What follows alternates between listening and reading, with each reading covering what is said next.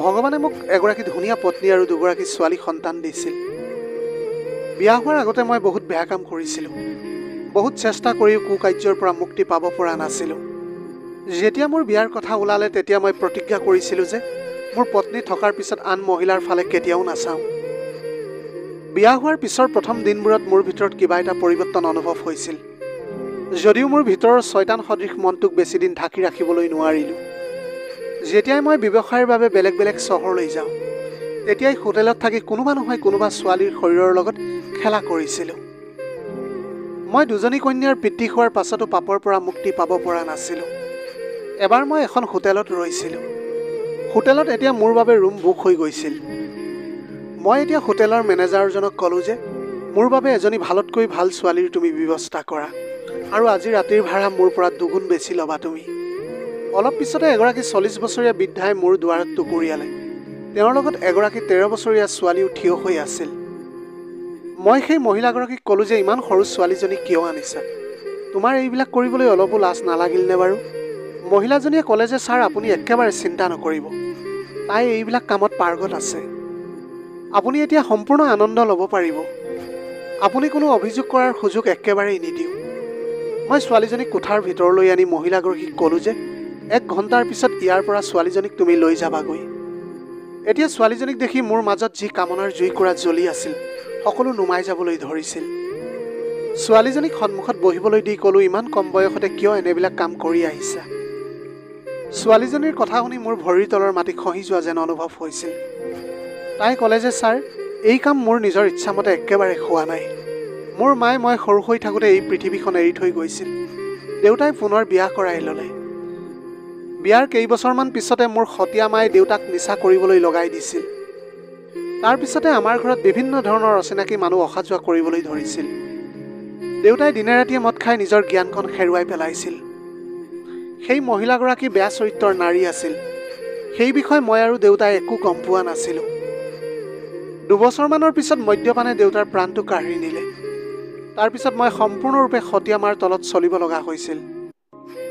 আজিৰ পৰা প্ৰায় 2 বছৰ আগতে মোৰ ইচ্ছা নথকাৰ পিছতো সতীয়া মাতৃয়ে মোক এই কামত নিয়োজিত কৰিছিল। এতিয়া ছোৱালীজনীৰ কথা শুনি মোৰ চকুৰ পৰা চকু পানী ওলাবলৈ ধৰিছিল। আগতে মই পৃথিৱীৰ আটাইতকৈ ডাঙৰ অপৰাধী বুলি নিজকে গণ্য কৰিছিলোঁ। কিন্তু আজিহে মই গম পালোঁ যে এই পৃথিৱীত মোতকৈ আৰু ডাঙৰ ডাঙৰ পাপী মানুহ জীয়াই আছে। মই পকেটত লুকুৱাই থোৱা ছুৰী এখন ছোৱালীজনীৰ হাতত তুলি দিলোঁ আৰু তাইক ক'লোঁ যে তুমি নিজ হাতেৰে সেই মহিলাগৰাকীক হত্যা কৰিবা।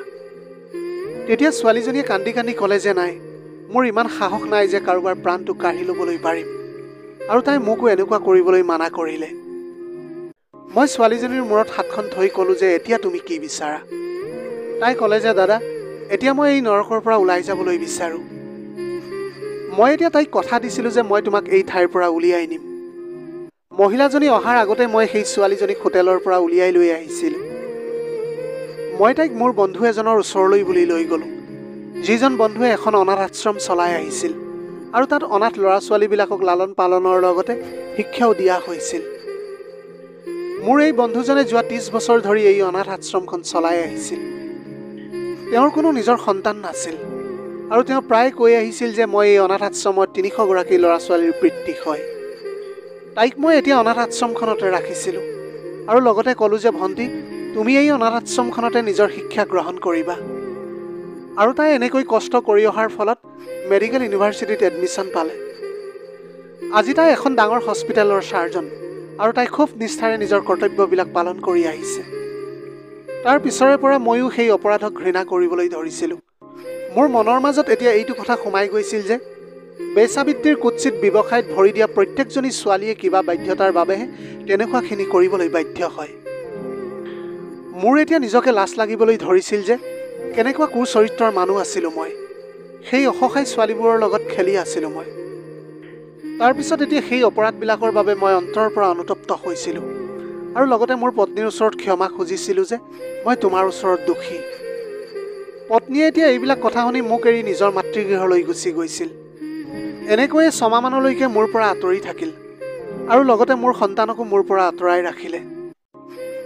পত্নী আৰু সন্তানৰ পৰা হোৱা বিচ্ছেদক মোৰ শাস্তি বুলি গণ্য কৰি পুনৰ মোৰ পত্নী আৰু সন্তানক বিচাৰি ঈশ্বৰক প্ৰাৰ্থনা কৰি থাকিবলৈ ধৰিলোঁ। ঈশ্বৰে এতিয়া মোৰ কথাষাৰি শুনিছিল আৰু পত্নীৰ হৃদয় কোমল হৈ পৰিছিল। তাই মোক ক্ষমা কৰি দি প্ৰায় 6 মাহৰ পিছত ফোন কৰি ক'লে যে মোক ইয়াৰ পৰা তুমি লৈ যোৱাহি। পত্নীগৰাকী ঘৰলৈ অহাৰ পিছত মই ঈশ্বৰক বহুত ধন্যবাদ জনালোঁ। মই মোৰ পত্নীক সেই ছোৱালীজনীৰ বিষয়ে ক'লোঁ। তাইৰ এতিয়া ভাল পৰিয়ালত বিয়া ঠিক হৈছিল। এজন ভাতৃ হিচাপে মই বিয়াৰ দিনাৰ বিদায় পৰ্ব কৰিলোঁ। বিয়াৰ বহুদিনৰ পিছত তাই মোলৈ ফোন কৰিছিল আৰু তাই মোক ক'লে যে তাইৰ সতীয়া মাকৰ মৃতদেহটো হস্পিটেলত পৰি আছে। মানুহে তেওঁক নিজৰ ঘৰৰ সন্মুখতে তেজেৰে লুতুৰি পুতুৰি পৰি থকা অৱস্থাত উদ্ধাৰ কৰিছে। অনুসন্ধান কৰাৰ পিছত জানিব পৰা গৈছিল যে তাইৰ পুত্ৰই কিবা কাৰণত তাইক ঘৰৰ চাদৰ পৰা তললৈ পেলাই দিছিল। কিন্তু স্থানীয় লোকে তাইক ৰাস্তাৰ পৰা তুলি লৈ লগে লগে হস্পিটেললৈ লৈ গৈছিল। কিন্তু মূৰত গুৰুতৰ আঘাত পোৱাৰ বাবে মই তেওঁক বচাবলৈ নোৱাৰিলোঁ। মোৰ সতীয়া মাই চটফটাই মোৰ চিকিৎসালয়তে এতিয়া মৃত্যুবৰণ কৰিলে। এইটো সঁচা যে মানুহে নিজৰ কৰ্মৰ শাস্তি এইখন পৃথিৱীতে ভোগ কৰি যায়। প্ৰিয় দৰ্শক, এয়াই আছিল আজিৰ কাহিনীৰ ভাগ। আজিৰ ভিডিঅ'টি কেনেকুৱা লাগিলে জনাব। যদি ভাল লাগিল তেনেহ'লে লগৰ বন্ধু বান্ধৱীসকলৰ মাজত শ্বেয়াৰ কৰিবলৈ নাপাহৰিব। আপোনালোকৰ গোটেই জীৱনটো হাঁহিৰে উপচি পৰক। পাৰিলে দুখীয়াজনক অলপ সহায় কৰিবলৈ চেষ্টা কৰিব।